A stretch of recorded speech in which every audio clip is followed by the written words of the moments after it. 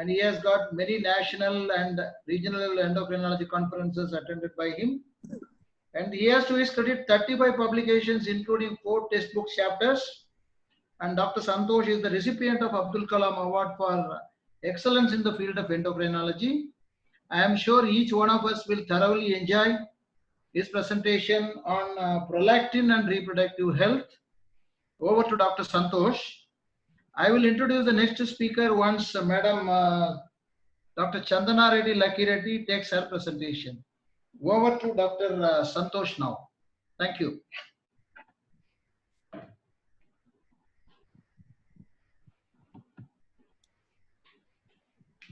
Okay. So is there clarity in the image which I'm projecting? Looks clear, Dr. Santosh. Clear, right? Okay. Yes, sir. Yes, sir.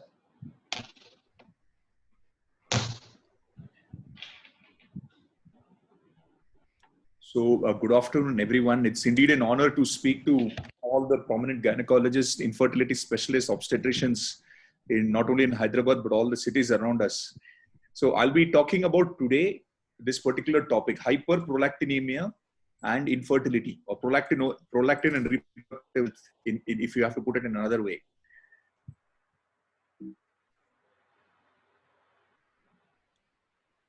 So this is a photo which is taken out from the Williams textbook of endocrinology. This is our Bible actually. All endocrinologists read this book.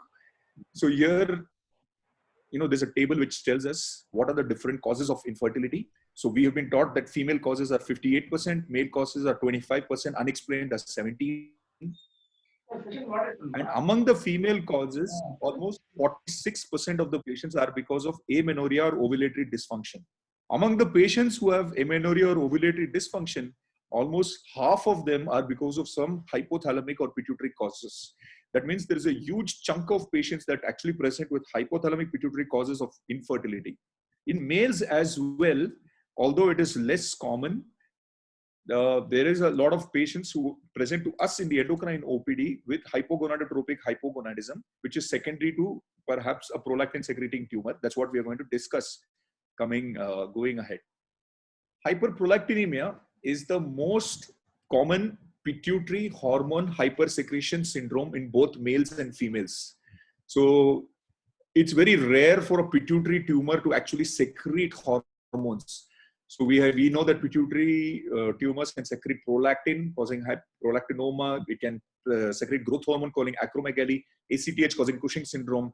But by far, hyperprolactinemia seems to be the most common pituitary hormone hypersecretion in both males and females.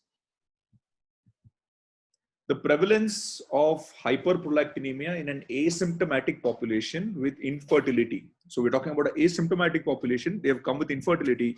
Approximately 5% of them will actually be having hyperprolactinemia. 14% of the young women between ages 21 to 30 will actually have, with secondary amenorrhea, will be having hyperprolactinemia. And the mean time to pregnancy in patients with hyperprolactinemia is 2.5 years longer than normal. So prolactin cannot be just dismissed as very small percentage of people. So prolactin is one of the easier treatable causes of infertility, and a significant chunk is actually contributed by hyperprolactinemia. Now let's just go back to this particular basic slide which we have been learning from our MBBS days. So we know that prolactin is secreted from the anterior pituitary gland. From anterior pituitary gland, it is under the influence of hormones which are secreted by the hypothalamus. As far as prolactin is concerned, the main influence it has is that of an inhibitory hormone, that is dopamine. So dopamine inhibits prolactin. It is secreted at the hypothalamus and it inhibits secretion of prolactin from the anterior pituitary gland. Prolactin also has some positive stimulators. TRH, the thyrotropin releasing hormone, has a positive influence on prolactin. VIP has a positive influence on prolactin. Also, circulating estrogen has a positive effect on prolactin. It's important for us to know this because many of the causes of hyperprolactinemia are actually related to this particular positive and negative feedback. This is just to tell the same thing which I was telling in the previous slide. Dopamine acts mainly as the negative regulator, and positive stimulators are in fact thyrotropin releasing hormone, VIP, and estrogen. What is the etiology of hyperprolactinemia? So hyperprolactinemia has many physiological causes as well. Coitus, exercise, lactation, pregnancy, sleep, stress. Now, I am instead of just giving the list of things that can cause hyperprolactinemia, I'm going to present certain interesting cases that we have come across, which, it gives an example of the different causes of hyperprolactinemia. So physiological causes of hyperprolactinemia are many. Pathological causes of hyperprolactinemia mainly involve the pituitary gland. So it can be because of hypothalamic pituitary stalk damage. So if the stalk gets damaged of the pituitary, that means the dopamine from the hypothalamus is not able to reach the pituitary, the prolactin will increase. So one of the commonest causes of hypothalamic pituitary hyperprolactinemia is not prolactinoma, but stalk damage. Granulomas, infiltrations, irradiations, trauma, tumors like craniopharyngioma, they all can present first with hyperprolactinemia. The pituitary causes of hyperprolactinemia is in fact prolactinoma. So microprolactinoma or macroprolactinoma will usually present with hyperprolactinemia. Acromegaly, idiopathic hyperprolactinemia is also quite common. Certain systemic disorders, chronic renal failure, liver cirrhosis, PCOD. PCOD is, as we all know, is a hyperestrogenic state.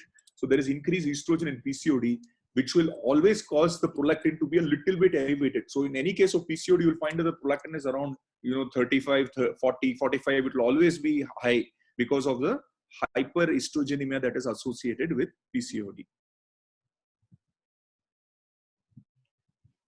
Drug-induced causes. Drug-induced causes are, is the most common cause of hyperprolactinemia that we are seeing nowadays. The commonest drugs that cause hyperprolactinemia are in fact domperidone and levosulfuride. This is used as motility agents, anti-motility agents by the gastroenterologist. So Pantop D, the levosulfuride L, any compound which contains L or D in it is likely to cause hyperprolactinemia. The other very common cause of drug-induced hyperprolactinemia is the risperidone, chlorpromazine, haloperidol. These are all antipsychotic agents which are used quite commonly nowadays, and they cause significant hyperprolactinemia. The alpha-methyl-dopa, reserpine, these were all drugs that were used we don't use them as much except in pregnancy. We don't use them much, but these also cause hyperprolactinemia. Ranitidine and cimetidine, they cause hyperprolactinemia, but not as much as domperidone and levosulfuride does. The imipramine, SSRIs, these are all weak causes of hyperprolactinemia, but they do cause. Estrogens and oral contraceptive pill always cause a little bit of hyperprolactinemia. So a lady who is taking OC pills, they will have a prolactin of around 30, 35. So we are not supposed to panic there and do an MRI. It could very well be because of the estrogen component in the OC pills. So with that, I think first we'll discuss why hyperprolactinemia per se causes infertility.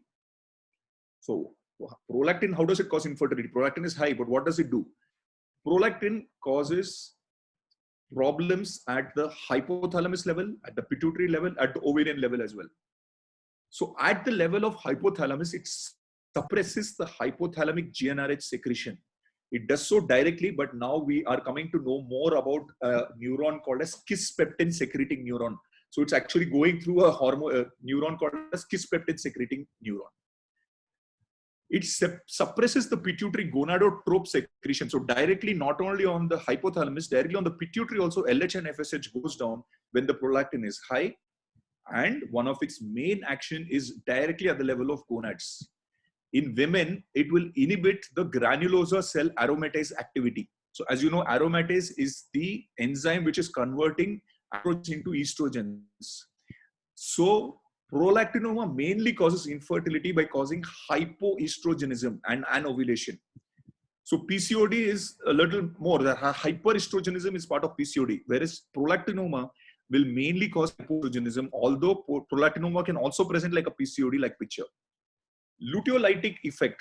So those patients who have high prolactin, they have luteal phase defects.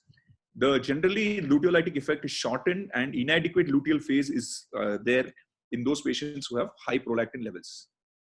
In males, there is activation of prolactin receptors on Sertoli cells and Leydig cells. It can lead to both low testosterone and also low spermatogenesis. So this is what I was trying to tell. The prolactin can directly affect the GnRH neurons, or it can go through something called as the kisspeptin secreting neuron. So if kisspeptin is getting now we are coming to know more and more about this particular neuron, and many different aspects of treatment are now related to kisspeptin, and the research is basically getting concentrated on this. The treatment for ovulation induction, people are talking about it. People are talking about treatment of precocious puberty, late puberty. Many people are talking about kisspeptin nowadays. So with that amount of theory, I think now we should shift to a little bit of a practical discussion. So I'm going to discuss certain cases which we have seen in our day-to-day practice. Okay. So this is a patient which I saw in PGI Chandigarh. Okay. So I saw as a student, I didn't take this to my professor also. I remember this. It's a 25-year-old lady. She presented to the gynecologist with primary infertility. She had engorged breasts and expressive galactorrhea. She was referred with some investigations done. So this was not worked up in PGI, it was worked up outside. She was referred to the endocrinologist with a prolactin high, 92 nanograms per ml. The TFT was normal and the MRI was also done in this patient. She came with a normal MRI. So here is the case with infertility, primary infertility, engorged breasts, galactorrhea, prolactin high, but MRI normal. So what could the reason be in this particular case? She had no intake of any medication that was known to cause hyperprolactinemia. So first thing we should think about is a drug-induced hyperprolactinemia. It was not there. You know what was the problem in her? She was excessively worried about one breast being smaller than the other.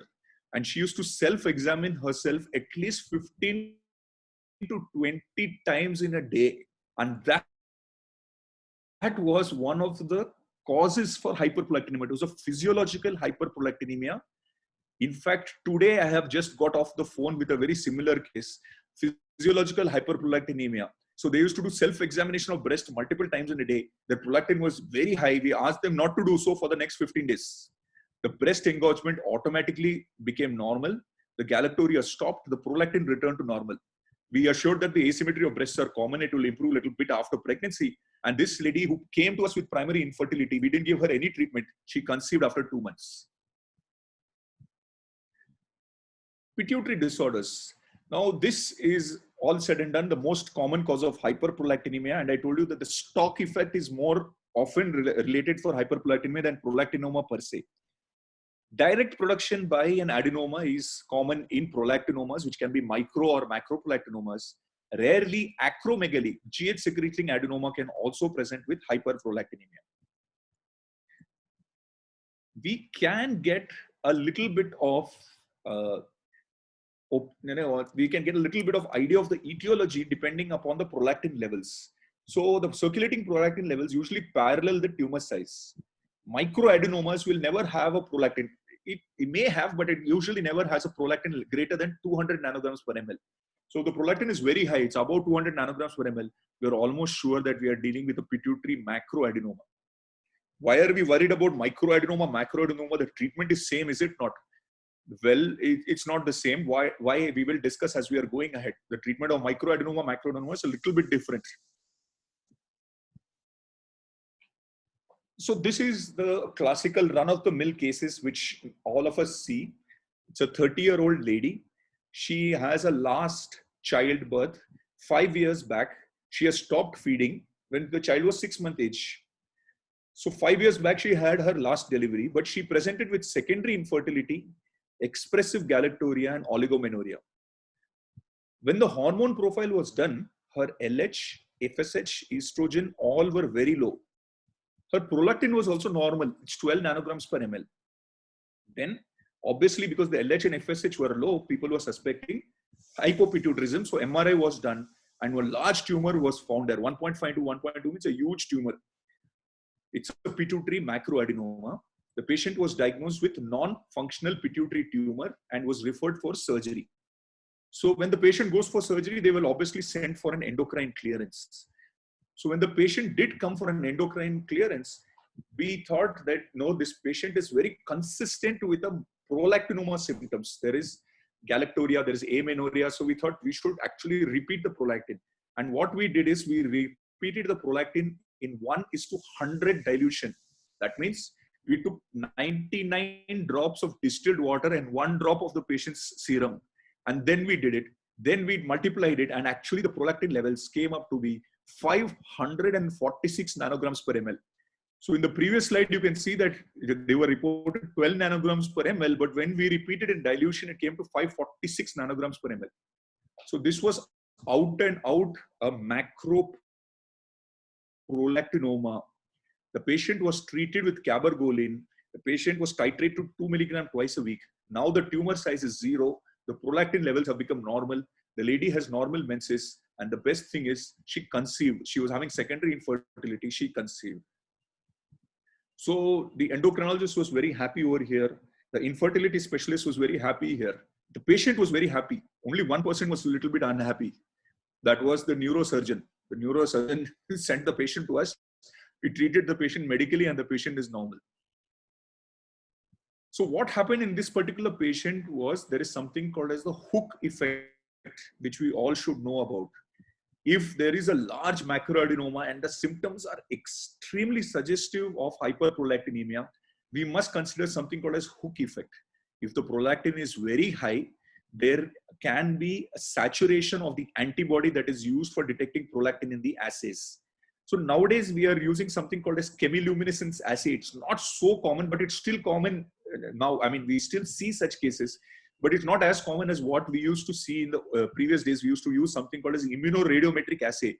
It used to be very common those days, but nowadays we pick up probably 1 or 2 cases in a year who's having hook effects. So remember, if the patients are having very, very classical features of a prolactinoma, you find a pituitary tumor, you must repeat the prolactin in dilution.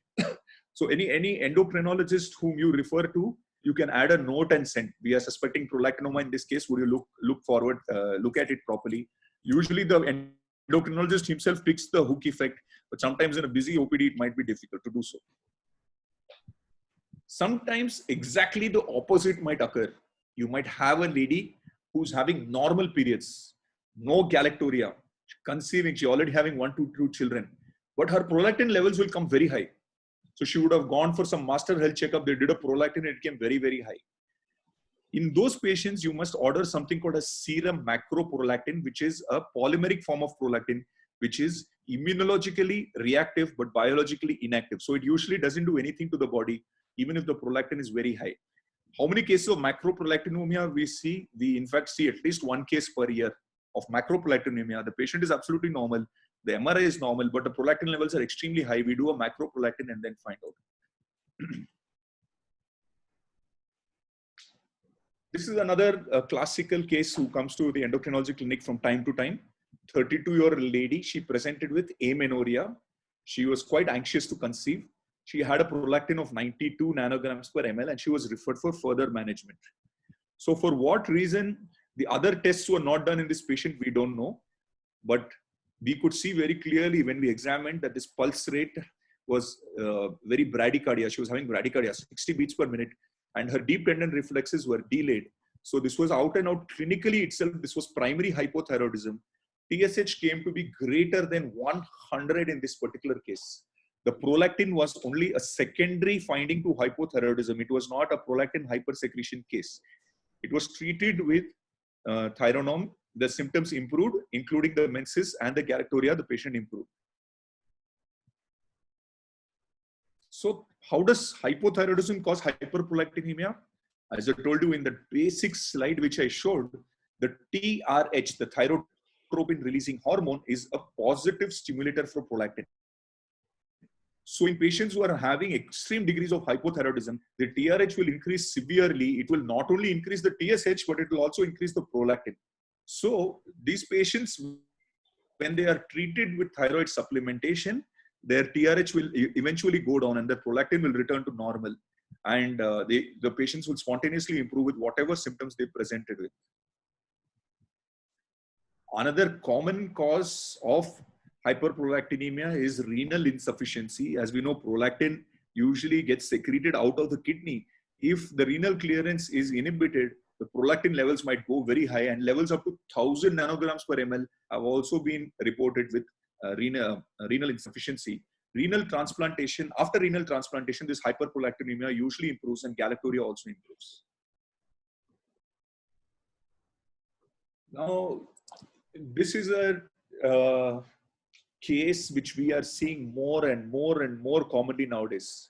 She's a 31-year-old lady actively trying to conceive, presented with amenorrhea to the gynecologist. A pregnancy was ruled out because she's trying to conceive and she's having amenorrhea. Pregnancy ruled out, TSH was done, it was normal. Prolactin was done, it was 200 nanograms per ml. So when the prolactin was so high, we obviously will first think of prolactinoma, is it not? Prolactin is 200 nanograms per ml. Patient had expressive galacturia, it was positive, and the patient was referred to our center in Magna. This lady had been to a gastro center with recurrent acid peptic disease 6 months back. They had done endoscopy, they had diagnosed antral gastritis, and the patient was put on pantoprazole lesuride. Since the last 6 months, patient is using pantoprazole and lesuride. You cannot believe that the number of patients who are now related to lesuride, citalopram, and domperidone have increased so much in the last 7 to 8 years. Maybe it is because more and more number of patients are undergoing endoscopy and they're being put on long-term treatment with lesuride containing agents, citalopram containing agents, or domperidone containing agents. So we asked the patient, how were you 6 months back before you started this drugs? She said, oh yes, now I remember 6 months back my periods were normal. I didn't have any problem. Now only I'm having it. So we stopped that lesuride containing compound. We put her on Gelusil only, and we asked her to take omeprazole SOS, like whenever she wanted. Sometimes she could take. Her menses resumed, galacturia stopped, prolactin became normal. We referred her back to the gynecologist who sent. She must have conceived definitely. So what are the medications and substances that can cause hyperprolactinemia? As I said, the gastrointestinal motility medications like metoclopramide, lesuride, cisapride, they all cause too much of this particular hyperprolactinemia. Antipsychotics are major causes as well. So we have many patients who actually present to us with a PCOD-like picture or galacturia or infertility at a very young age. They are 14 years, 15 years, 16-year-old girls. They come with a PCOD-like picture, and when you check their prolactin, they'll all be having prolactin of 150, 200. And if you take a good history, they'll actually be using some form of antipsychotics. They'll be under severe depression, and severe depression is also treated by antipsychotics sometimes. And those people are, suffering quite a bit. Antidepressants, they don't usually cause, they rarely cause it. Opioids, cocaine, they're also rare in our clinical setting. Verapamil, methyl-dopa, reserpine. As we said in the routine OPD, at least patients who are not pregnant, we don't use these much. And very interestingly, even I learned about something. 3 months back, we had a patient with severe hyperprolactinemia. She was using this drug, flunarizine for migraine. So actually, I didn't know the fact that flunarizine can also cause hyperprolactinemia. I had to go use reference from PubMed. I actually had to go search it online in front of the patient only. And very clearly, those patients who are using flunarizine, Cybelium, they are using for migraine, they can also present with hyperprolactinemia. That was something which I learned only 3 months back after practicing endocrinology for the last 15 to 20 years as well. 15 years I've been practicing endocrinologist, but I learned something new 3 months back.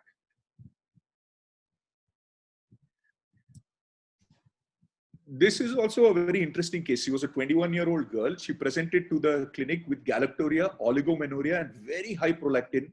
And she came with each and every workup. All workup was normal. MRI was normal. She was not using any drugs. The cause was she was having a hazardous fashion sense. So she was wearing extremely tight underclothes, basically. And that was the reason for her hyperprolactinemia. So we had to counsel her and counsel her parents. And after she changed, she became totally normal. Okay, so this was one of the examples of a lesion. In this case, this is a fashion sense induced lesion. Certain other lesions which involve the chest wall can also cause hyperprolactinemia, and hyperprolactinemia has been reported in patients who have undergone mammoplasty, burns, herpes zoster, trauma, spinal cord injury, and in that particular case, it was a hazardous fashion sense that it was happening. All said and done, in some cases, we just cannot find the causes of high prolactin. Idiopathic hyperprolactinemia, we call in these patients. This is also quite common in those patients who are actually planning fertility. So we get many referrals from infertility centers with prolactin, which is around 35, 40, 45. And we try to find out causes in them. We never get any cause, not drug induced. They won't have any tumor, nothing. So in these patients, we label them as idiopathic hyperprolactinemia. That's mainly because we feel it is because of continuous stress or because of use of estrogen containing compounds that their prolactin is a little bit on the higher side. So we don't really work up for these patients. But if you do a serial follow-up, many of them actually turn out to have some small microprolactinomas, but most of them, they don't have anything. For the sake of fertility, we do treat them with cabergoline for a short period of time. Often missed cause of infertility is hyperprolactinemia in the male. So 34-year-old male had presented to us. He had been married for the last 2 years. We questioned him, and therefore he said, my libido was going down and I have a little bit of erectile dysfunction.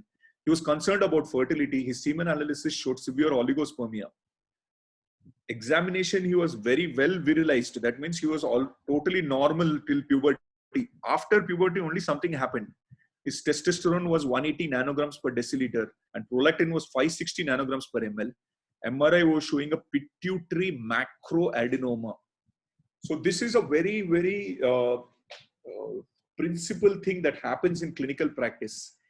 Women will usually have microadenoma. Why? Because they have some problems associated with prolactin. So women, when the tumor is small only, they will present with galactorrhea or they'll present with oligomenorrhea or amenorrhea. But males, they don't have any symptoms only. They might be having little bit decreased libido, erectile dysfunction, which they might ascribe to psychological causes.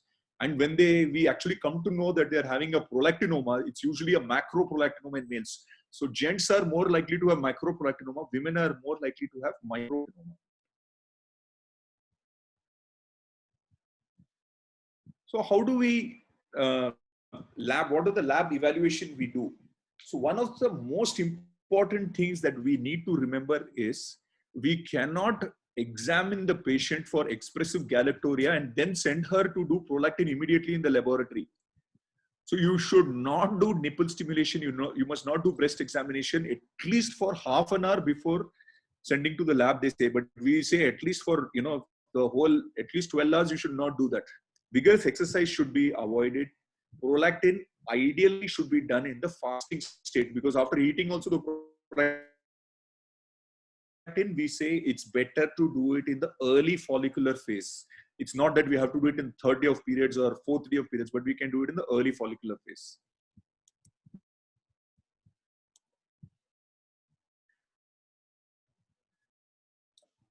We might have to do, as I said, in dilution, especially in patients whom we are suspecting very strongly that this may be a hyperprolactinemia case. Secondary causes have been ruled out by taking history, and usually we find something like this. We find a tumor which has started from the pituitary sella and started going up to the hypothalamus and moving in front.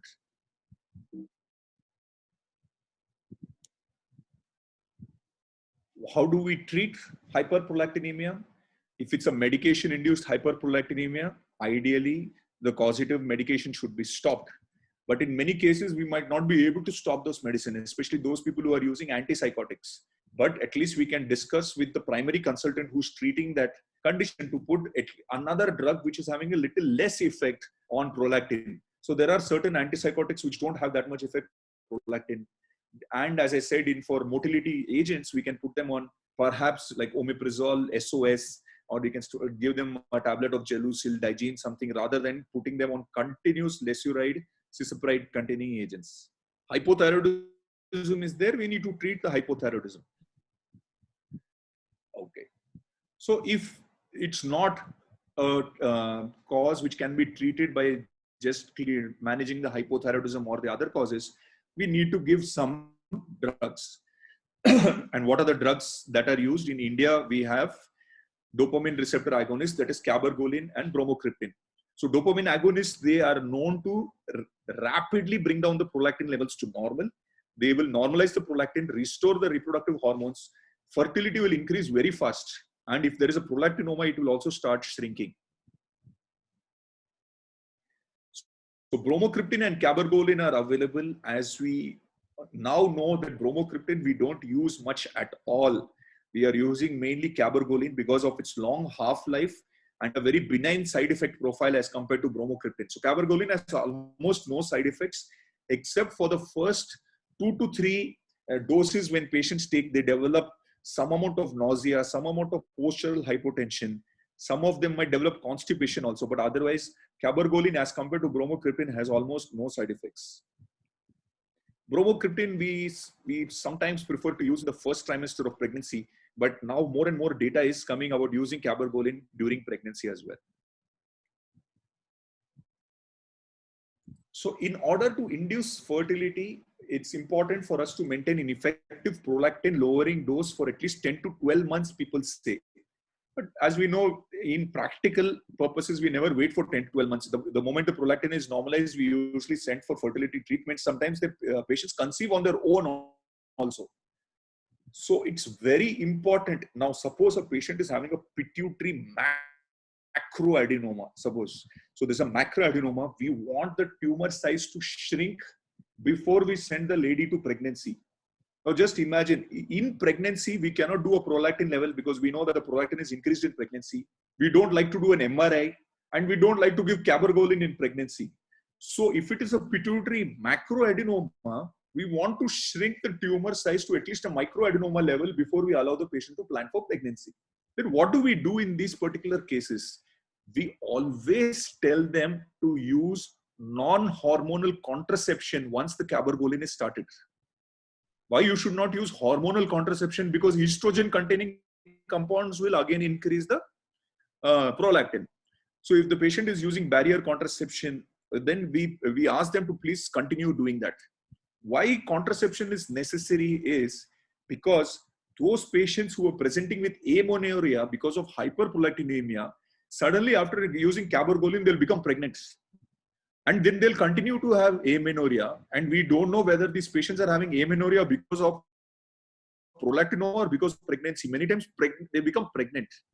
Then once they become pregnant, we realize like, the patient had a pituitary macroadenoma. Now we have to again repeat an MRI during pregnancy. And we have to keep doing visual field charting. It becomes very difficult. So we usually tell, especially those patients who have a pituitary macroadenoma, that they should practice non-hormonal contraception after starting cabergoline. We should get their prolactin levels to normal. And if possible, we should at least get an MRI done to document that the tumor size has decreased significantly and it will not increase too much in pregnancy. Of course, once you start the cabergoline, you can proceed with the normal treatment that we would like to give any other patient for ovulation induction. We can add clomiphene citrate, metformin, other to improve the ovulation rates if it does not already normalized only with cabergoline. People are now talking about pulsatile administration of GnRH and people are talking about kisspeptin infusion. As I said, this is a research. It's not yet come into clinical practice, but people are talking about this quite more and more often in the endocrinology conferences. How do you follow up these patients? As I said, if they are a macroadenoma, we need to follow them up quickly. We usually call them as early as 6 weeks after starting the cabergoline. After starting 6 weeks of starting cabergoline, we do all the hormone levels to see if the prolactin is normalized. Otherwise, we increase the dose of cabergoline. And MRI, we repeat in these cases as early as 3 months. So although they say that you have to do MRI only once in 1 year, but we want to see if the tumor is actually responding to the cabergoline. We can do an MRI as early as 1 month to see what happens to them. Visual field examinations is required in patients with macroadenomas at risk of impinging the optic chiasm and assessment and management of comorbidities, especially we are talking about older ladies. Hypoestrogenism will end up causing osteoporosis. They need to be screened for and they need to be treated.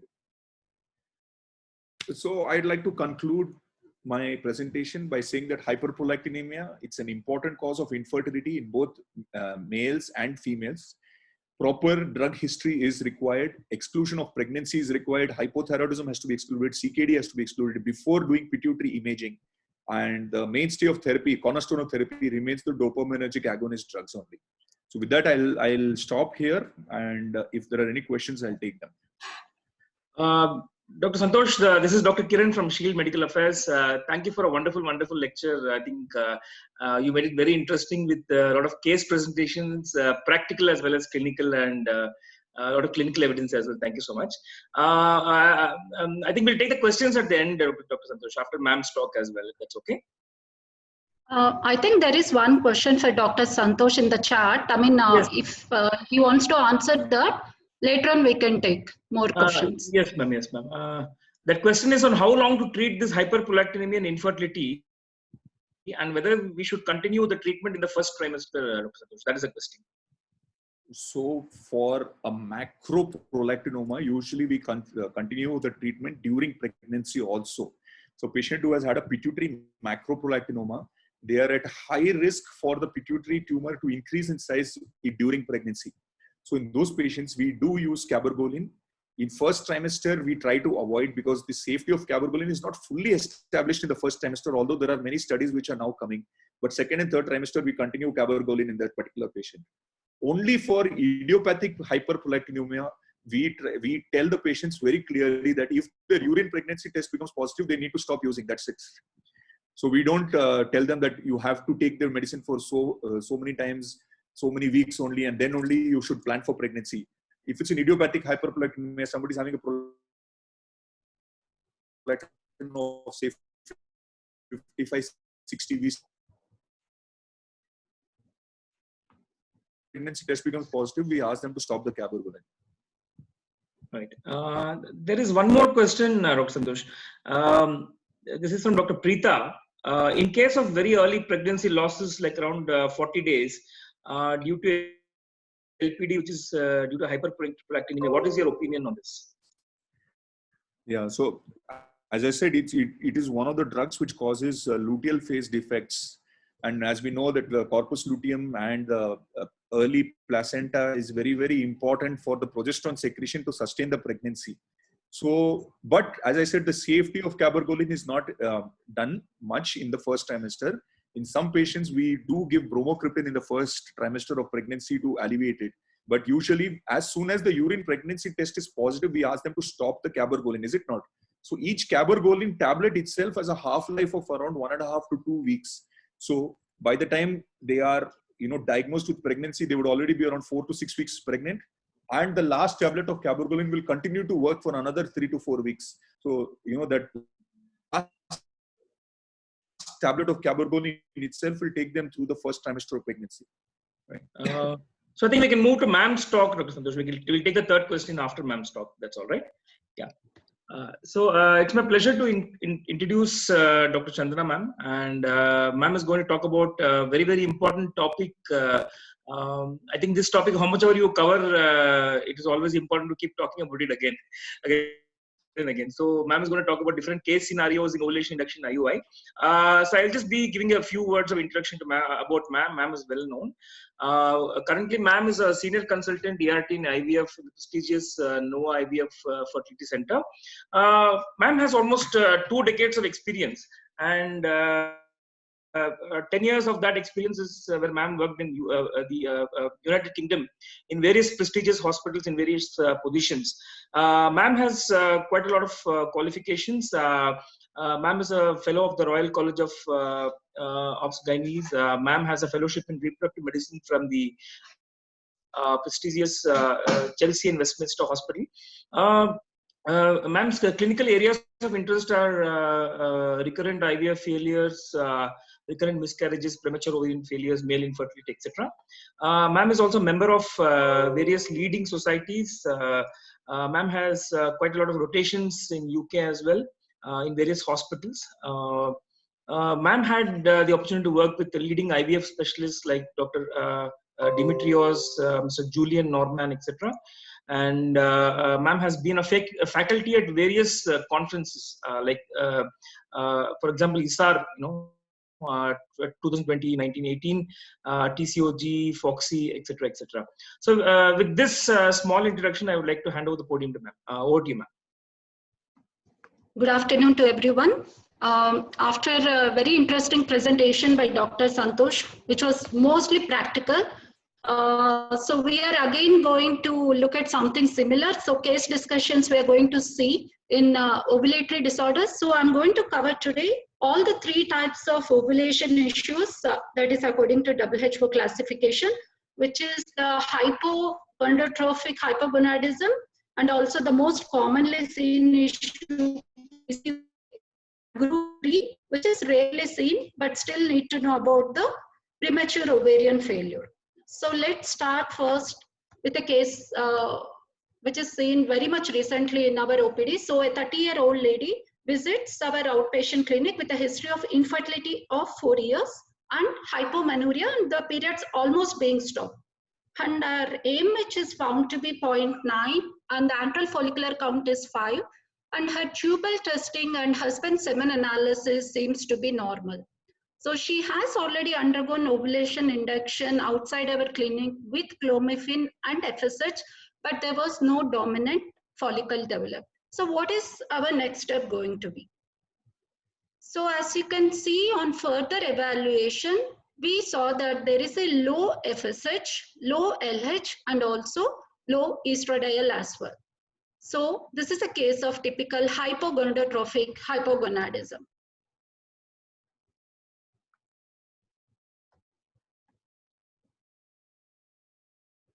So as you all know, hypogonadotrophic hypogonadism, whether it's due to a reduced hypothalamic or pituitary activity, resulting in abnormally low FSH and LH, leading to low estrogen as well. So the rationale of the treatment is women with this issue requires both LH and FSH to restore the normal ovarian function. So what is the etiology? As you know, there are both congenital and acquired causes as well.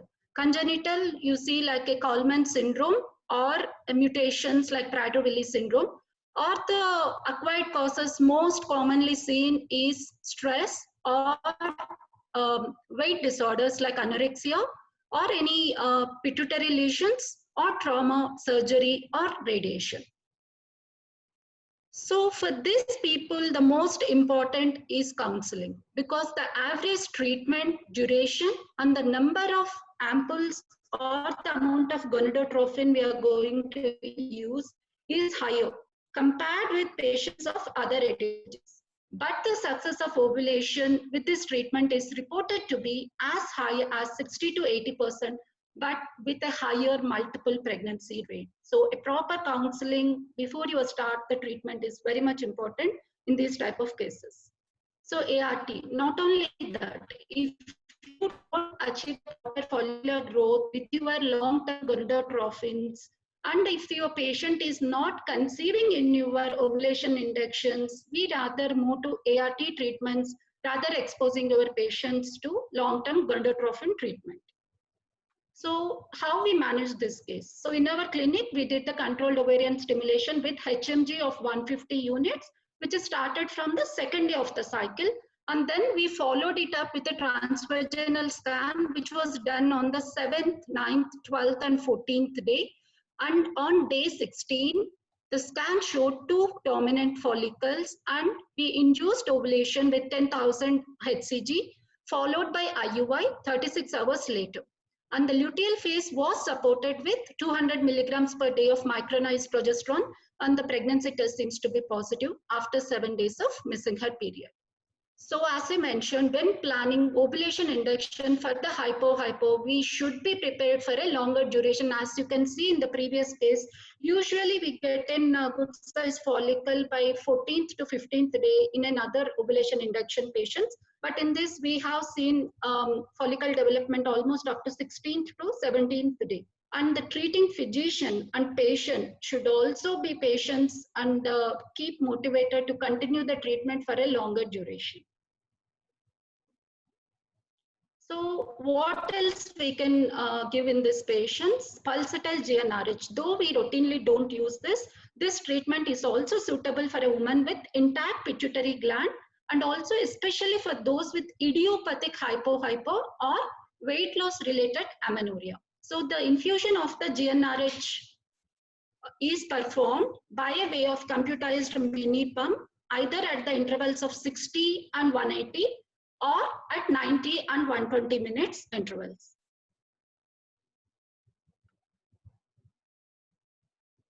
So although there has been debate like the mode of, the route of giving of the GnRH, so whether the IV route or subcutaneous route is better over each other, there is actually no prospective randomized comparison.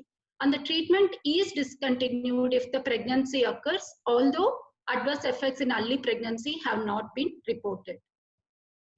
So what is the advantage of GnRH treatment over the gonadotrophins? It mainly has seen to lower the multiple pregnancy rate as high as 17% compared to almost 25 to 30% in the gonadotrophin group. But the rate is still higher during the first trimester, first treatment cycle compared to the follow-up cycles. So what are the disadvantages? As you know, the pump need to be connected to the body all the day for a considerable number of days, and also the necessity to refill the pump at a frequent intervals. Not only that, there is also reported to be reactions at the skin at the site of injection, specifically for the subcutaneous administration.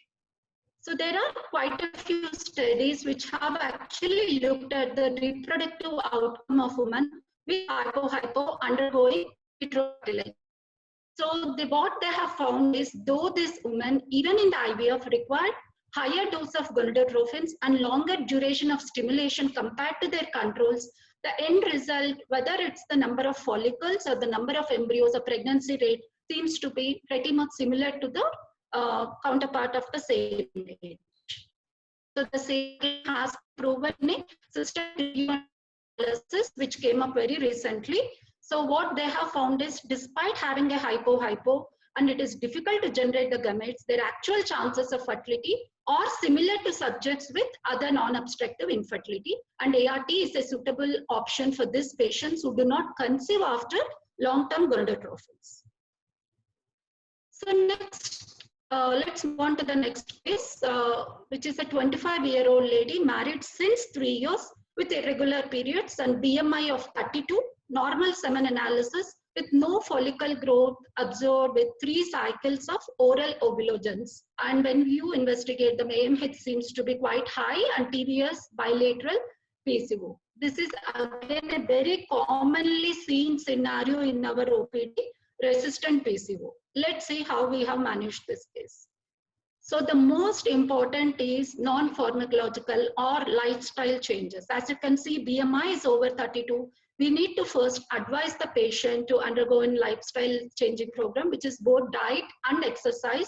And we should counsel them if there is a 5 to 10% loss in the body weight over a period of 6 months, there might be associated improvement in central obesity, hyperandrogenism, and also ovulation rate. Not only this, it also improves the response of the patient to the medications or the gonadotrophins you are going to use. And the other important part of the counseling should be the pregnancy complications associated with both obesity and PCO, whether it's a gestational diabetes, hypertensive disorders, miscarriages, preterm births, or increased perinatal mortality and need for cesarean section or intensive unit care. So as the patient failed to ovulate with the primary line of treatment for the PCOD, we have to think about the secondary line of treatment, which is gonadotrophins. Whether it's an HMG or FSH, evidence have clearly shown that it doesn't actually matter in treating the ovulation induction of patients with PCO. And what are the other indications for using gonadotrophins in the ovulation inductions? As we already covered, in WHO type 1, we need to use both FSH and LH.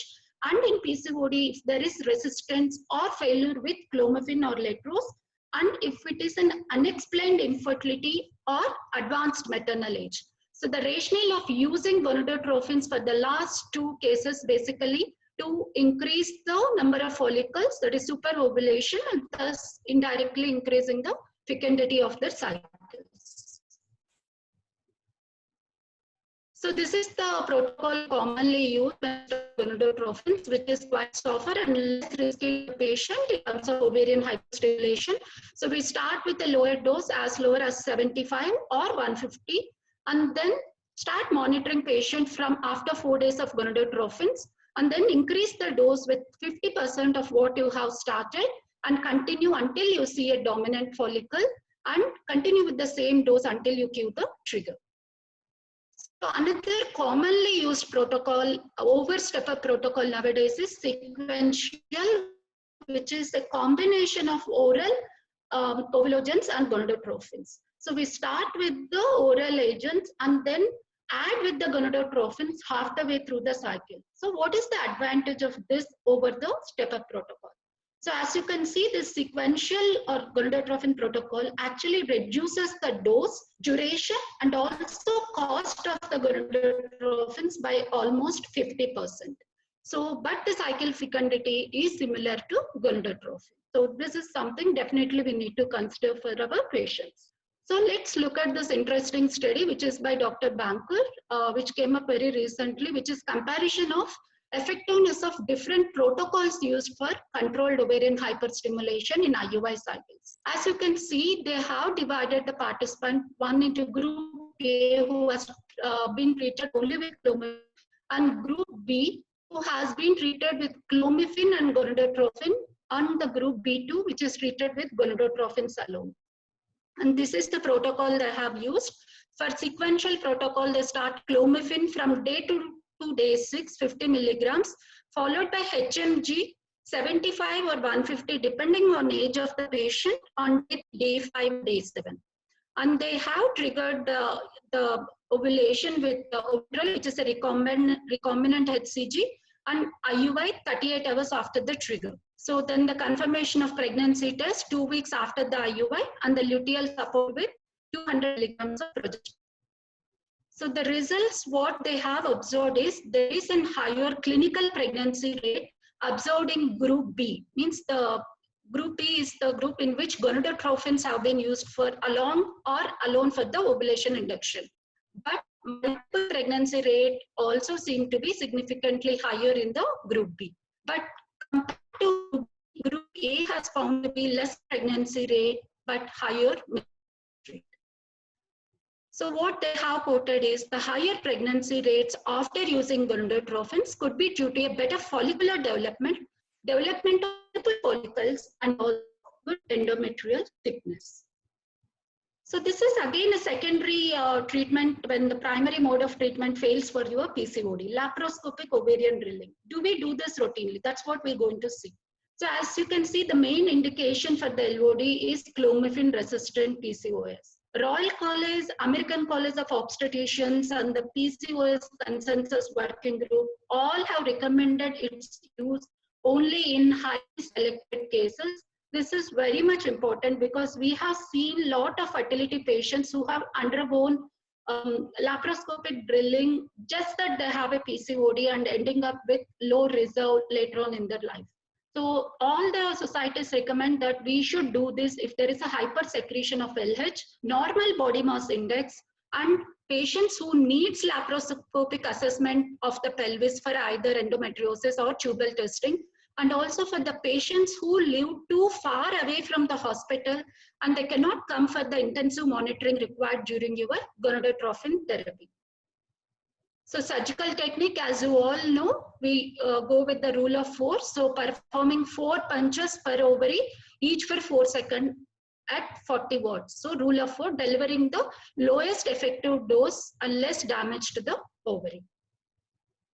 So what are the complications? One of the main complications we see, as I just mentioned, is premature ovarian failure, especially if the ovarian blood supply is damaged inadvertently, or if there is a large number of punctures made on the ovary. And another important iatrogenic complication what we have seen is adhesion formation. This basically happens if there is a bleeding from the ovarian surface or there is a contact between the ovary and the bowel after cauterization. So to avoid this, ovary should be raised before application of the energy, and a proper saline wash after the procedure can reduce the risk of injury and adhesion formation. So what next after laparoscopic ovarian drilling failure? We again see quite often in our OPD patients coming within 1 month of laparoscopic drilling or within 2 months that we didn't fall pregnant. Is it a failure? Is that surgery not going to be useful to me? So this is what we are going to counsel. So laparoscopic ovarian drilling failure is defined as failure to ovulate within 6 to 8 weeks, or failure to conceive despite of ovulation for 12 months, or if there is a recurrence of anovulatory status after an initial response. But even before we schedule the patient for drilling, I think a proper counseling is very much needed to match their expectations. So since not only it improves natural ovulation, it also increases the responsiveness of the PCOD to the overall antigen gonadotrophins. We can start inducing the patient if there is no natural ovulation, or move on with the IVF treatment if the patient don't fall pregnant within 6 months of the treatment with your gonadotrophins or oral agents. So let's move on to the next case. So 28-year-old presented to our fertility clinic to start the treatment for IUI, have been referred by a gynecologist. So when we did a baseline scan to start the ovulation induction, that's what we are able to see. So as you can see, this is a simple cyst, and the size when we measured, it's around 2.5 to 3 centimeter. So as you all know, if the simple cyst is less than 2 centimeter, we can start our induction whether in IUI or IVF without getting worried about the response or the result. So let's see whether we are going to put this patient on a pill and what the evidence says. So oral contraceptives. If you look into this study, which have seen how effective of this low-dose oral contraceptive pills for treatment of benign ovarian cysts. So 62 patients have been recruited into the study, and they all have been examined to find an ovarian cyst over 2 centimeters on the baseline scan. And patients were randomized into expectant management and ultra low dose oral contraceptives, low dose oral contraceptives. So they did not find any significance in the regression rate among all the 3 groups when they don't have significant difference in the age, parity, or body mass index. And also when they followed up these patients further into 8 weeks and 12 weeks, again there is statistically no significant difference in the regression rate. So this study, what they did after 12 weeks, if this or persistent, they went on with the laparoscopy. So what they found is, in majority of the patients, there are follicular cysts. In few, they have found serous cystadenoma, endometrioma in few, and mucinous cystadenoma in few patients. So what they have concluded, and more or less very similar to Cochrane database for oral contraceptives for functional ovarian cysts, though we widely use oral contraceptives, it doesn't seem to be of benefit in functional ovarian cysts. Waitful watching for 2 to 3 cycles is more appropriate, and if the cyst persists, better to move on with the surgery. So let's discuss another case in which couple approached our clinic to start IUI in view of male factor. And also there were intercourse related issues. Husband was advised to freeze 1 sample of semen as a backup in view of previous sample collection issues.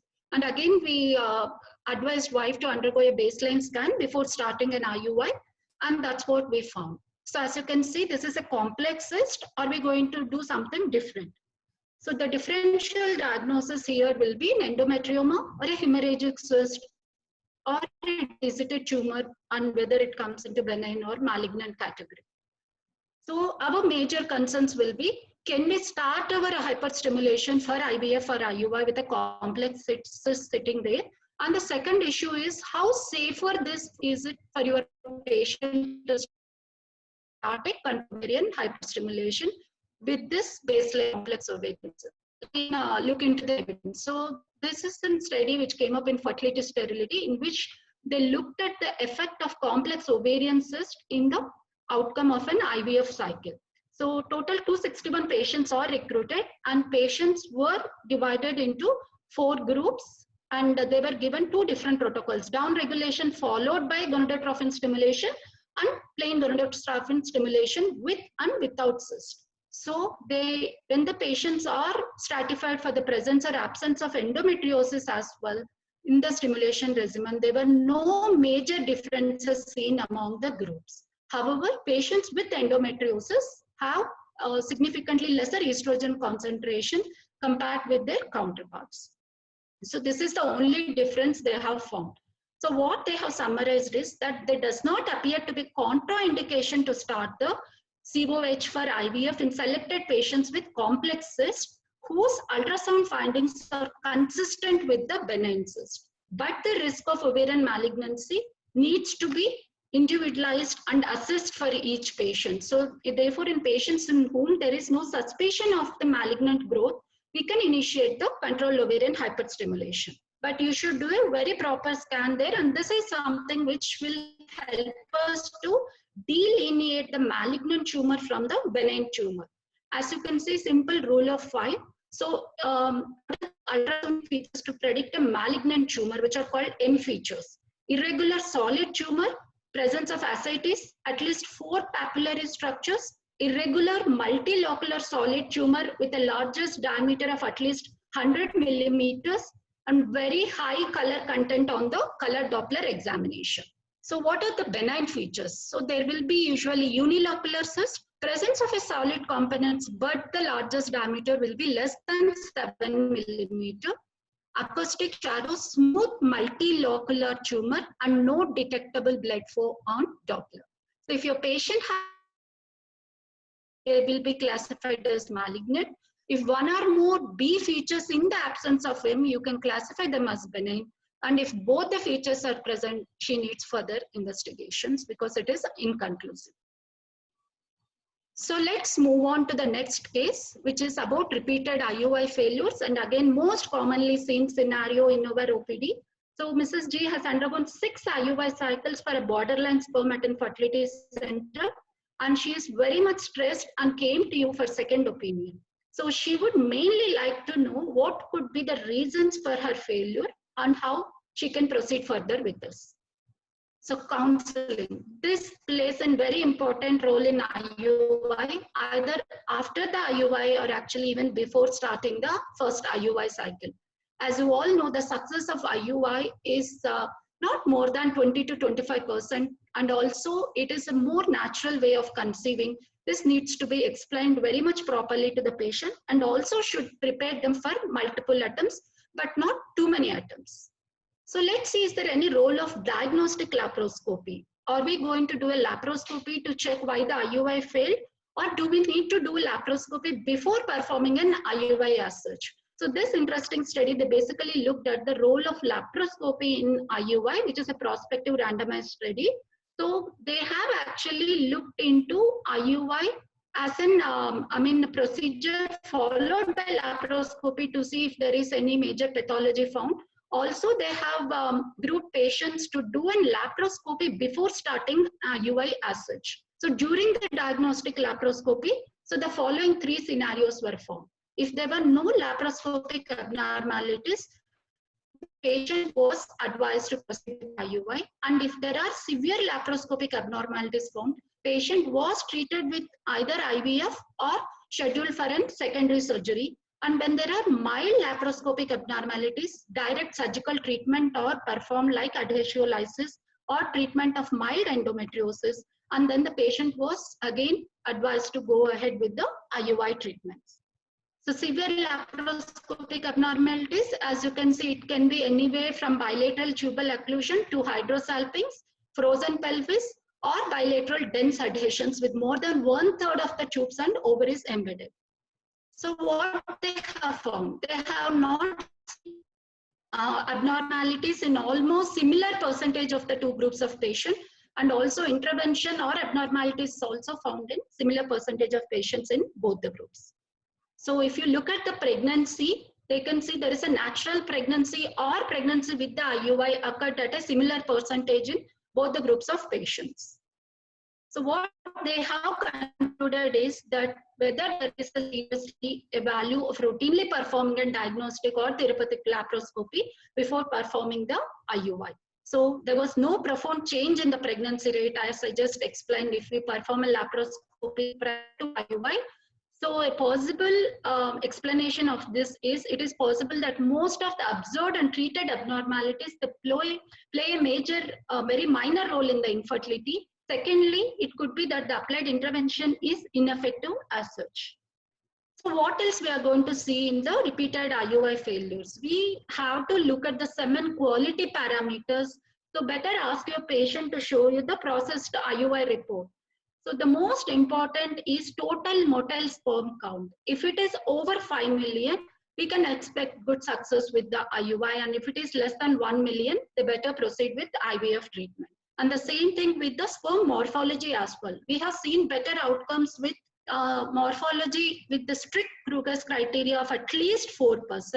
And also patients can be advised to go for sperm DNA fragmentation if it is not done before IUIs, if to see if the reason lies over there. As you all know, if DFI is raised over 30%, there is a chances of poor pregnancy rate and also high rate of miscarriage. So let's discuss a little bit about this DFI. As you know, male infertility workup goes far beyond a simple semen analysis. That's what we usually do, a simple semen analysis, and that is fine.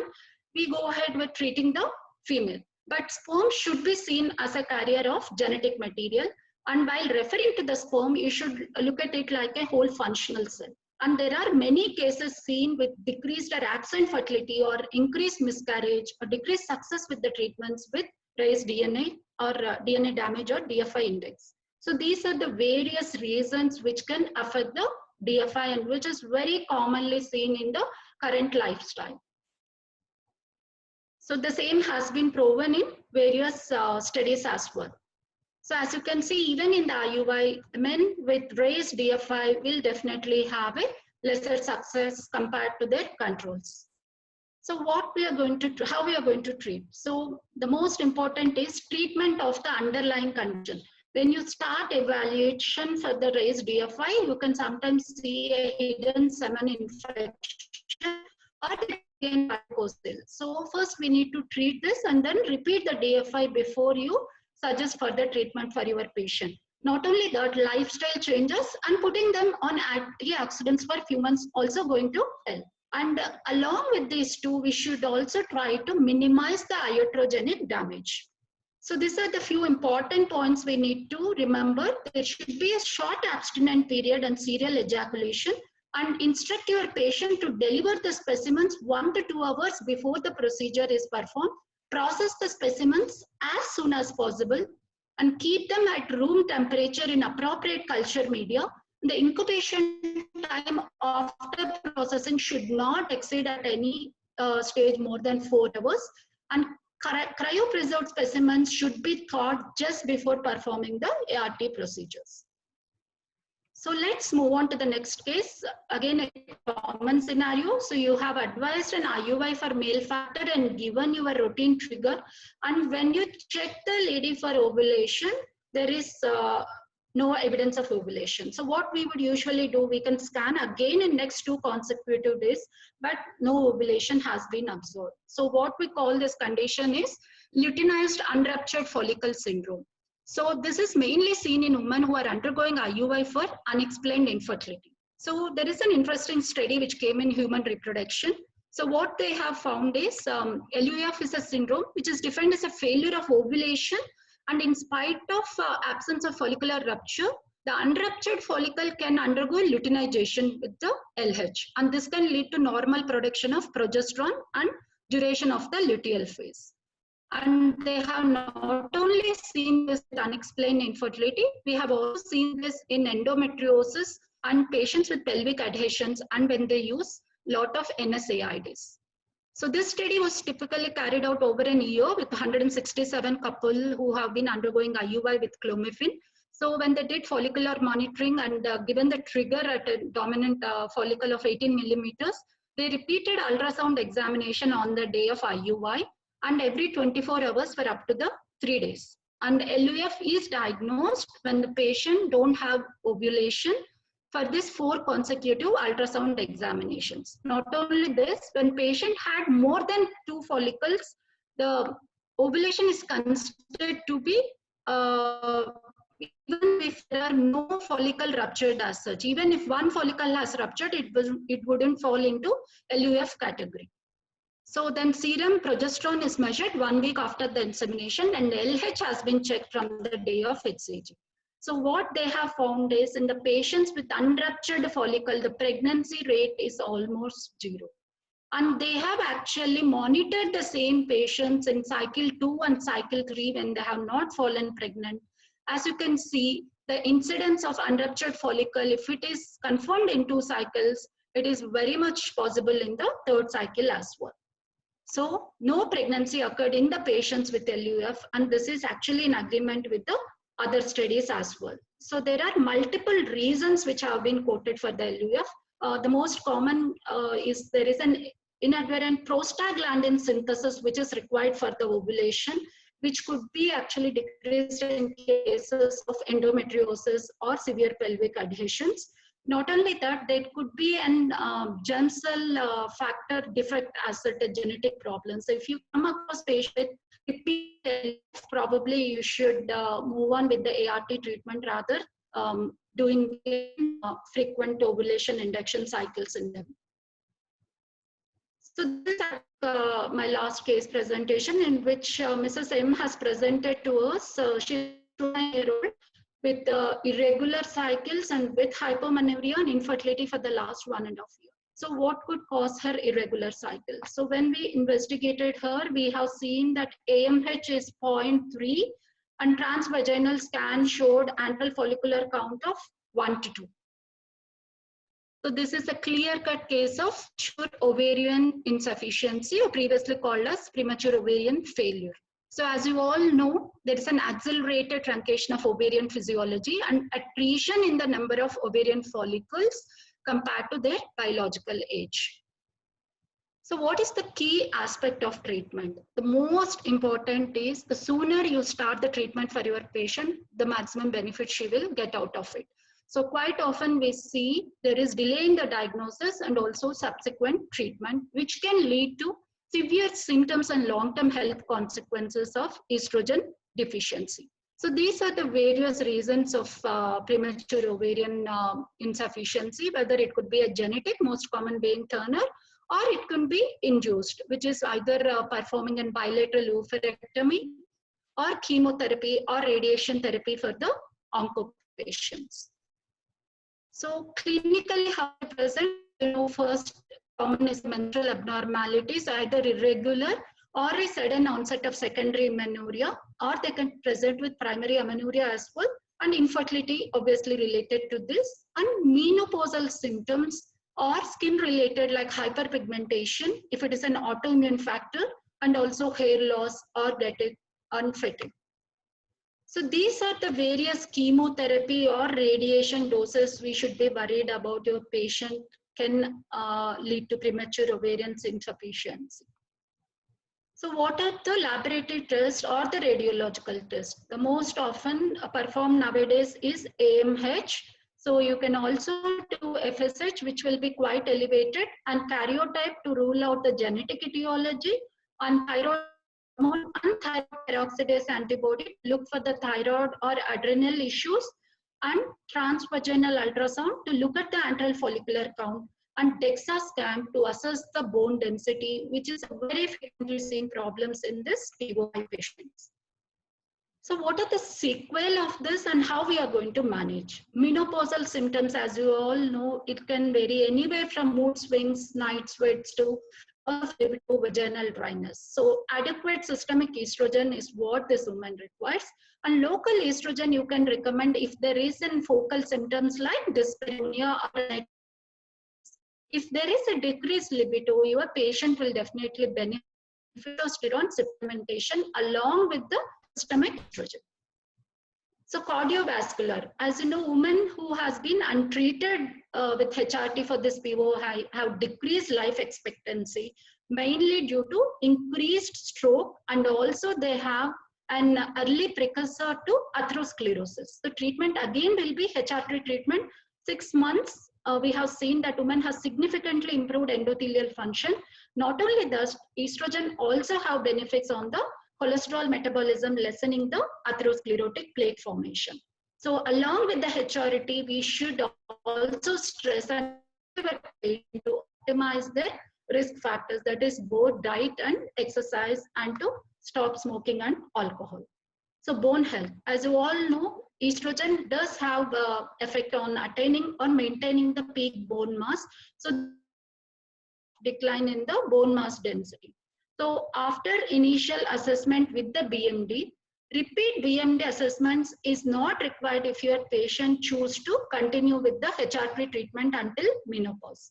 But if there is no HRT treatment started, patients should undergo frequent bone mass assessment, and any evidence of low bone mass should be an indication for starting the HRT treatment, and followed by serial monitoring of the bone mass, that is once in 2 to 5 years. Along with this, lifestyle modifications, which is weight bearing exercises, and also increase the intake of calcium and vitamin D. And if there is decline in BMD despite of your hormonal replacement, we should look at the secondary causes of bone loss, and we might consider other pharmacological agents like bisphosphonates. But we need to counsel our patient about the potential risk of fetal toxicity when they are using this type of components other than HRT. So infertility. So when fertility is markedly compromised in patients, we have seen there is 25% of patients with POI can spontaneously ovulate, and out of that 5 to 10% can conceive. So women with chromosomal aberrations like balanced translocation or single gene disorders can be sent for preconceptional counseling, and if they want to reduce the risk of passing on this to their offspring, they can be offered to go for an donor eggs. Not only this, male children of women who harbors these pre-mutations can be at a high risk of going through Fragile X mental retardation. So what we can offer is, if they want to undergo with their self gametes, we can do IVF with pre-implantation genetic diagnosis before we implant the embryo. Not only that, if we know a woman undergoing a radio or chemotherapy, we can also offer them freezing or cryopreservation of their oocytes, and if they are married, their embryos or ovarian tissue to be used in the future. And also a lot of studies are going on into the stem cell therapy and also auto transplantation of ovarian tissue for the patients with POI. So what hormonal treatment we are going to give to this patient? So as you know, transdermal route is seem to have lesser risk compared with the oral route. There is mainly less thromboembolic risk and better sustained circulating levels with this route compared to oral. So the typical starting dose is transdermal is 100 micrograms and 1 to 2 milligrams per day of the oral estrogen. If it is a conjugated estrogen, we can start anywhere from 0.6 to 1.25. Oral contraceptives can also be considered, especially by some young and symptomatic women, and it might be beneficial to avoid that 1 week hormone-free placebo in order to minimize the recurrence of symptoms. And also we should counsel our patients, if they're planning for contraception, oral contraceptive pills alone are not effective in this because of persistent elevated serum gonadotropin levels, and they should be counseled to use other type of contraceptions as well.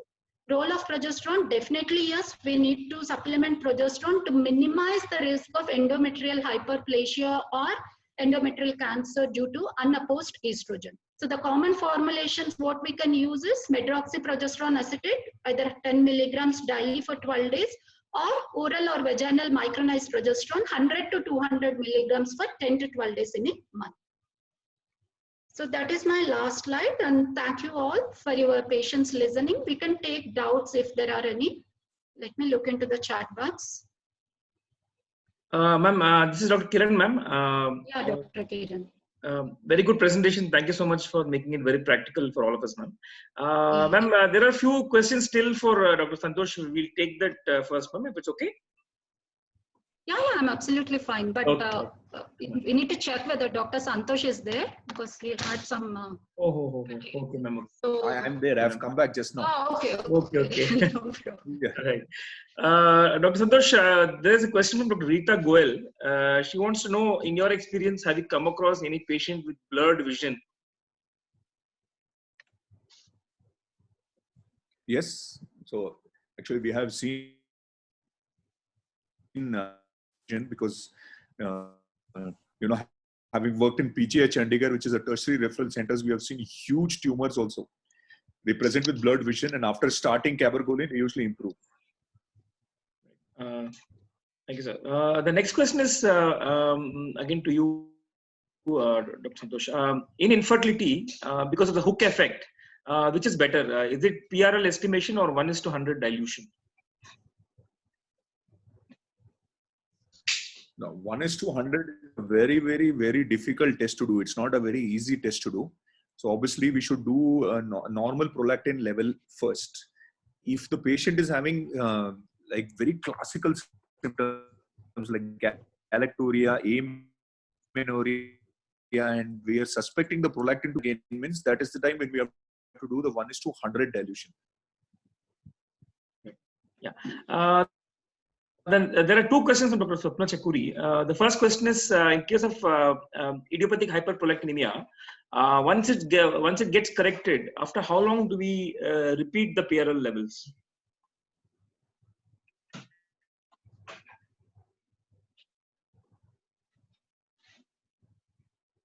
So on an average, when a person is 6, so we follow that particular protocol only in most of the endocrine clinics. So we are doing it once in 4 weeks. We don't wait for the we are not targeting any one particular prolactin level for for fertility. For that, we don't even check the patient's prolactin once again. Okay.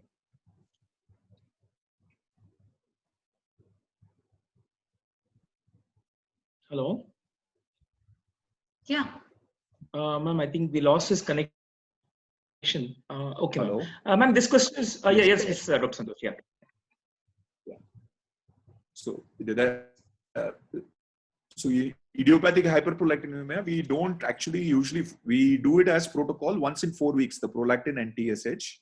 And as I said, we are not too particular to tell the patient that they must reach this particular prolactin level before they can plan pregnancy in idiopathic hyperprolactinemia. Usually allow them to become pregnant while they are on treatment with cabergoline only. Right. So then next question is, Dr. Santosh, what are the cutoff values for PRL levels for males and females in infertility?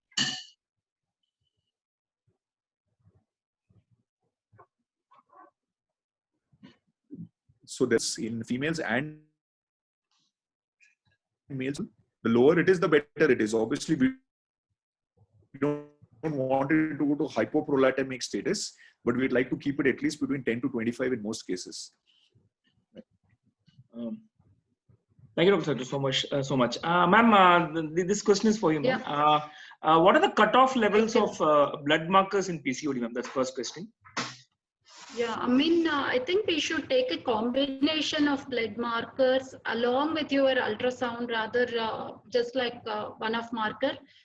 Previously, we were doing more of FSH and LH. So nowadays, majority have moved towards AMH, and also a proper ultrasound assessment in the day 2 to day 3. If you see more than 10 follicles, your patient will fall in PCOD. So whether she is falling under in mild category or severe category, that rather categorizing with the markers, I think once you start treating your patient and start the stimulation, which obviously in the first cycle you will go with the oral ovulogens, depending on her way of response to your medications, we can actually see in which category she will fall, and you can plan for the further management. Thank you, ma'am. The next question is from Dr. Navya. What she wants to know is, can we use only transdermal estrogen gel for endometrial preparation for frozen embryo transfer with minimal oral adjuvants? If yes, what is the recommended dosage of the gel, ma'am? And does it do well in the luteal phase as well? So routinely for a frozen embryo transfer, we all use oral estrogens because that is more comfortable and actually a proven mode of administration of estrogen. So if your patient is having any side effects with that, or if you are required to give higher dose of estrogen, so if it is something more than 12 milligrams, we can go up to TDS to QID with the oral estrogen, then probably you can supplement it with the transdermal, rather totally avoiding the oral. And the other form of estrogen administration, what we do is given vaginal estrogen as well. If in case your patient is requiring 5 tablets or 10 milligrams or 12 milligrams of estrogen, you can ask her to take 6 milligrams orally and probably 4 milligrams vaginally. This way they will actually have a lesser side effects. And as you know, once we transfer the embryo, they wouldn't require that much of estrogen. We can always drop it and continue with the minimal of 2 to 3 tablets of estrogen orally for your patient. Thank you, ma'am. Ma'am, the next question is from Dr. Neeru Arora. For how long one should treat microadenoma in unmarried girls if she's far from getting married? So Dr. Santosh, I believe. Yeah, I guess, yeah. Yes, sir. So initially when we used to learn about prolactinoma, they used to say that the treatment has to continue indefinitely. But now there are certain protocols. So for a microadenoma, we usually give treatment for around 9 months to 1 year, and then we stopped abruptly the treatment. And then we follow up from the person if he's having a relapse.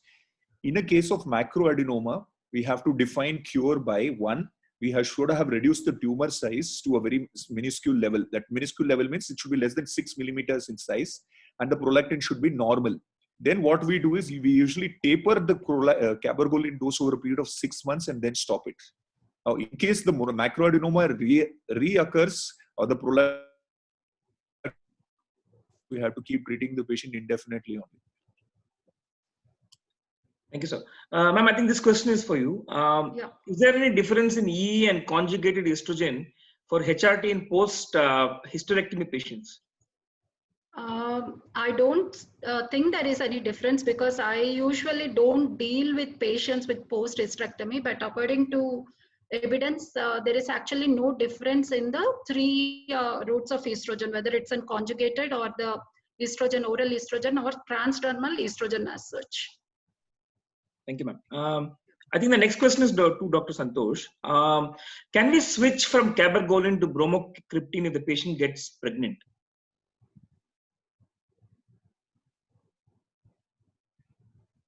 In the first trimester, we don't have much data with cabergoline yet. So I will usually shift to bromocriptine in the first trimester. But second and third trimesters, cabergoline is effective. It's better tolerated, and in fact, the teratogenic risks are almost zero with cabergoline in the second and third trimesters. First trimester also, there is data to say that cabergoline can be given, but still we are not very comfortable in using so. Right. Thank you, Dr. Santosh. I think there's another question in conjunction for cabergoline. This is from Dr. Ratna. Once a patient conceives on cabergoline, should we continue it if the PRL level is as high as 110? So prolactin levels are not the determinants of controlling the cabergoline. Cabergoline has to be continued in pregnancy only if the patient had a pituitary macroadenoma to begin with. So if a patient had a pituitary macroadenoma to begin with, we are worried that in pregnancy there will be pituitary gland hypertrophy, and again she will have problems as far as increased ICT is concerned or the pressure on the optic chiasma is concerned. If the prolactin can be as high as 200 to begin with, we have started the patient on cabergoline and suddenly she becomes pregnant, we can stop if she's not having any pituitary related problems.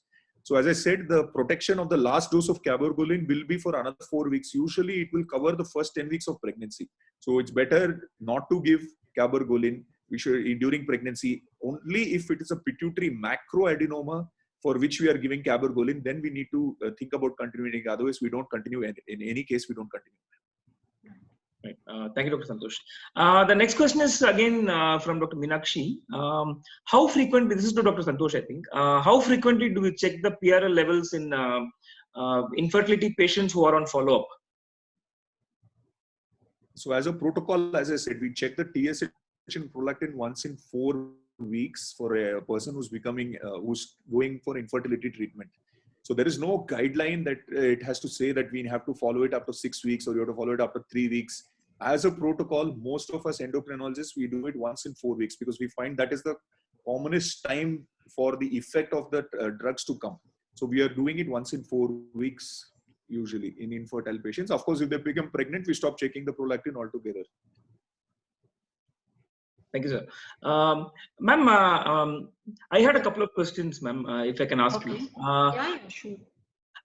Yes, ma'am. Ma'am, you covered this DFI and how important it is as well, the male factor. Yeah. So, ma'am, your thoughts on some of these adjuvants which are there for treatment, like vitamin D you mentioned, ma'am, but there are others also like coenzyme Q10 or. Yes.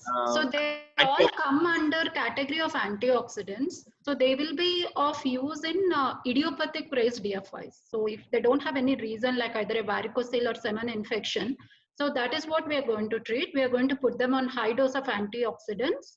Like we have a lot of brands available, including Refrag and all that. And then we will repeat after 3 months of using. And if there is actually reduction in the DFI, probably we can proceed with IUI. If not, we should, go towards ICSI treatment. Not even IVF, ICSI will be beneficial in case of raised DFI. Thank you, ma'am. Ma'am, the other question is like today for diagnosing this premature ovarian failure, etc., the Poseidon criteria also is there, ma'am. So how should one utilize this Poseidon criteria better? So that actually comes for poor ovarian reserve, not for the premature ovarian failure. The both are two different categories. So poor ovarian reserve we can see in any age group. Like if the women have low AMH before 40 or at the age of 40, we call it as poor ovarian reserve. And then depending on Poseidon criteria, there are we can categorize her into that. But this is totally different. This can happen even to an younger age group, which is premature ovarian insufficiency. The treatment also actually differs. Right. Thank you, ma'am. Ma'am, is there any role of DHA and the coenzyme Q10 in premature ovarian insufficiency? So as you see, it depends on the etiology. Like, if your patient has got some genetic issue like Turner's and the ovaries have almost gone into failure, DHA is not going to help. But if she have in borderline AMH, yes, you can supplement with DHA, which has shown to improve the AMH. Thank you, ma'am. Thank you so much, ma'am. Any more questions to sir and ma'am doctors? So I think with ma'am, there are lots of compliments for both of you. Excellent presentation. Thank you so much for a very good presentation. Nice presentations. So on behalf of Shield Healthcare, first I would like to thank Chandana ma'am as well as Dr. Santosh as well for giving a wonderful talk. I think it was very practical at the same time, in depth in terms of clinical papers as well. So thank you so much, sir, ma'am. Ma'am, there's one question. What is the dose of DHA? 75 milligrams per day. That's what we look at. Right. So thank you so much, Dr. Santosh as well as Dr. Chandana for giving a very lucid and very good presentation, and for also answering all the questions in depth with a lot of experience as well. I would like to thank you for sparing your time for this webinar. I would also like to thank all the audience for logging. Thank you, ma'am. Thank you, sir. Yeah. And we would also, thank Shield Company for giving us